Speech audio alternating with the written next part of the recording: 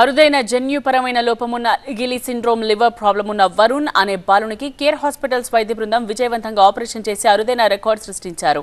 12 ఏళ్ల వరుణ్ కాలేయం లోపల అలగిలి సిండ్రోమ్ అనే వ్యాధితో బాధపడుతున్నాడు. కేర్ హాస్పిటల్స్ లో బంజారాహిల్స్ వైద్యులు వరుణ్ తల్లి నుండి కాలేయం సేకరించి విజయవంతంగా ట్రాన్స్ప్లాంట్ సర్జరీ చేశారు. మన ఆరోగ్య పరిరక్షణ మన చేతుల్లోనే ఉంటుందని, ప్రతి ఏడాది తప్పనిసరిగా వైద్య పరీక్షలు చేసుకోవాలని వరల్డ్ లివర్ డే సందర్భంగా కేర్ హాస్పిటల్స్ డాక్టర్స్ సూచించారు. ఇక అరుదైన వ్యాధితో బాధపడుతున్న తమ బిడ్డకు కేర్ హాస్పిటల్ వైద్యులు పునర్జీవనం ప్రసాదించారని వరుణ్ తల్లిదండ్రులు కృతజ్ఞతలు తెలిపారు. మన దగ్గరికి మన పేషెంట్ వరుణ్ అతను ఒక జన్యుపరమైనటువంటి లివర్ ప్రాబ్లంతో చిన్నప్పటి నుండి చాలా ఇబ్బంది పడుతునేవాడు. అది అలగలి సిండ్రోమ్ అను. దానివల్ల వచ్చే మెయిన్ ప్రాబ్లం ఏంటంటే చిన్నప్పటి నుండి కూడా పేషెంట్ జాండీస్ పచ్చకామర్లు అంటాం కదా, దాంతో తీవ్రమైనటువంటి ఇబ్బంది పడతాడు అన్నమాట. ఎదుగుదల ఉండదు, సివియర్ ఇచ్చింగ్ అంటే శరీరం అంతా కూడా బాగా దురదతోని ఇలా చాలా ఇబ్బందులు పడుతుంటాడు అనమాట. దాన్ని liver transplant only treatment option. దాని గురించి వాళ్ళు మన care hospital doctor Naeem sir టీంలోకి వచ్చి కన్సల్ట్ చేయడం జరిగింది.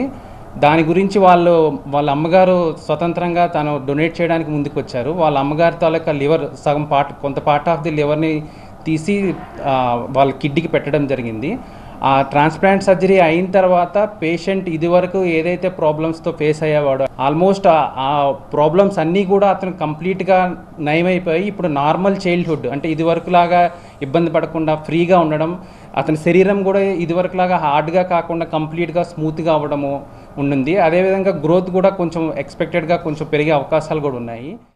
అందరి బాబులాగా మా బాబుకి హైట్ రావట్లేదు, సరే అలా అని చెప్పేసి అన్ని చోట్ల తిరుగుతుంటే నారాయణ హృదయాలయంలో బాబుకి వచ్చేసి ఇది జెనెటిక్గా వచ్చిన ప్రాబ్లం అని చెప్పేసి అన్నారు. సో మదర్స్ నుంచి కానీ ఫాదర్ నుంచి కానీ ఉంటుందని చెప్పేసి అంటే మళ్ళీ ఇక్కడికి వచ్చాక బాబుకి మాకు అందరికీ టెస్ట్ చేశారు. ఎక్కడ ఏ ప్రాబ్లం చెప్పలేదు.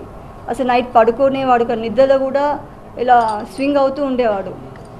అండ్ స్కిన్ కూడా అసలు చాలా ఎల్లోగా అయిపోయేది.